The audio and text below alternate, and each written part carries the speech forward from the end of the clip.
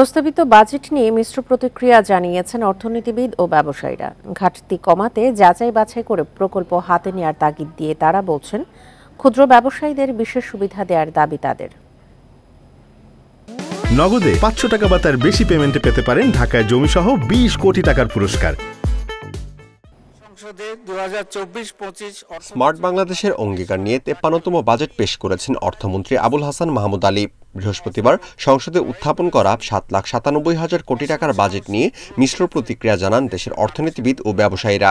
এদেশের মানুষকে উন্নয়নের শীর্ষবিন্দুতে নতুন বাজেটে ব্যয়ের দিক থেকে সরকারকে আরও সাশ্রয়ী হওয়ার তাগিদ দিলেন বাংলাদেশ ব্যাংকের সাবেক গভর্নর সালেহউদ্দিন আহমেদ। ঘাটতি কমাতে যাচাই বাছাই করে বার্ষিক উন্নয়ন কর্মসূচির প্রকল্পে হাত দেওয়ার পরামর্শ তার।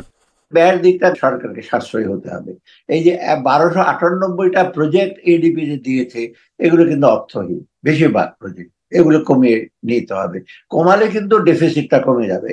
সিপিডির সম্মানীয় ফেলো ডক্টর দেবপ্রিয় ভট্টাচার্য জানান, মূল্যস্ফীতি নিয়ন্ত্রণের রূপরেখা নেই প্রস্তাবিত বাজেটে। মাথাপিছু কিন্তু ভাতা আমরা বাড়াতে পারিনি। আর যে সুরক্ষার কথা বলা হয়, আপনারা তো জানেন যে ওখানে শুভঙ্করের ফাঁকি আছে, ওখানে পেনশন ফান্ডকেও আমরা অনেক সময় সুরক্ষা হিসেবে দেখাই। সেহেতু আমি খুব আশ্বস্ত হতে পারছি না যে একটা সুনির্দিষ্ট সুগ্রথিত মূল্যস্ফীতি নিয়ন্ত্রণের একটি পদক্ষেপ আমরা এসেছি। বাজেটের ঘাটতি মেটাতে বিদেশি উৎসে নির্ভরের পরামর্শ ব্যবসায়ীদের শীর্ষ সংগঠন এফবিসিসিআই এর। তারা বলছেন, দেশীয় উৎস থেকে ঋণ নিলে ব্যবসা বিনিয়োগ সংকটে পড়তে পারে। ১,৩৭,০০০ কোটি টাকা ব্যাংক থেকে নেওয়ার জন্য প্রস্তাব করেছে। আমরা মনে করি এটা বেশি, কারণ এটা যদি ব্যাংক থেকে সরকার নেয় তাহলে আমরা ব্যবসায়ীরা ব্যাংক থেকে টাকা নেওয়ার ক্ষেত্রে একটা জটিলতা হইতে পারে।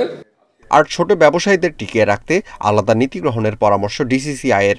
ছোট ব্যবসায়ীগুলোর পক্ষে আসলে মানে কমপ্লায়েন্স মেনটেন করাটা খুব ডিফিকাল্ট। যেটা আমরা বলার চেষ্টা করছি বারবার, যে এসএমইদের জন্য একটা সেপারেট কোনো একটা মেকানিজম রাখা উচিত, যাতে করটা অনেক সহজে দেওয়া যায়।